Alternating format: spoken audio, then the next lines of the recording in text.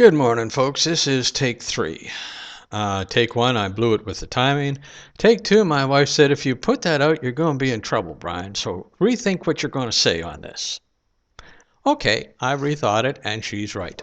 I should be more circumspect. I should be carefuler.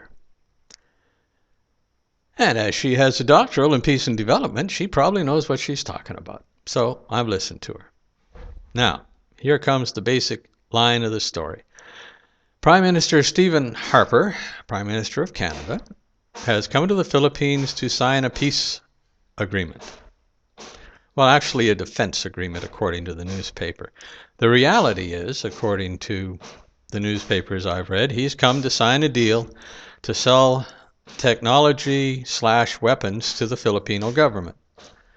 This is a government that, according to Amnesty International, and other groups such as that, is a corrupt government of significant numbers and proportions. It's really a corrupt country.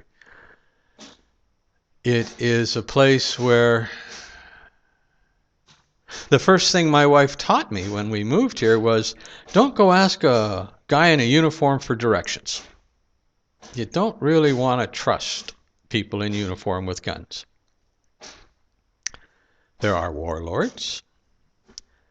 The Supreme Court Chief Justice has declared publicly she was chosen by God to run the Supreme Court of the Philippines. Today, our president had hands laid on him and blessed in public by churches and groups to help him to lead the country in a proper Christian fashion. Is it corrupt? Catholic bishops drive to their poor and very hungry congregations in very expensive four-wheel drive Land Rovers and Cruisers and Pajeros, bought for them by the government, by the way. Police gangs have been known to rob banks. The military has not had a coup with the present president, but they had certainly 3 or 4 attempts at the last one. They are still trying to get money back from Marcos. The last president, they're still trying to indict and put in jail.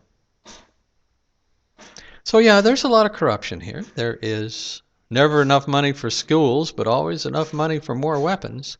Unless you're a policeman. All the policemen in the Philippines don't have their own handguns. The Amnesty International says that there have been approximately a dozen extrajudicial killings, which are basically murders done by the government, if Amnesty International is correct about that.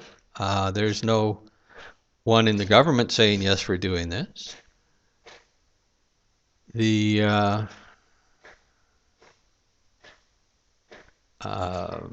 Mindanao, the biggest government supporter in one area set out a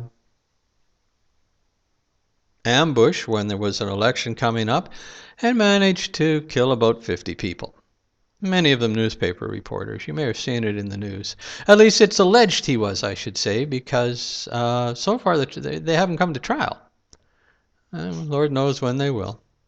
But I think it's wrong for the Canadian government to be selling technology and possibly weapons to a government that is accused of so many ways of killing and hurting their own population. I do. If you do, then talk to the government. As a Canadian living in the Philippines, I see the problem firsthand. And I live with it. But I don't think our government needs to get involved in it the way they are.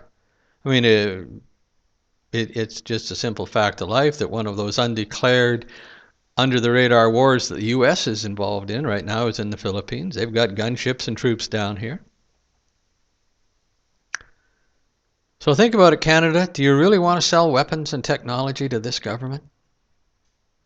I don't think it's a good idea. Take care. Love you. Bye bye.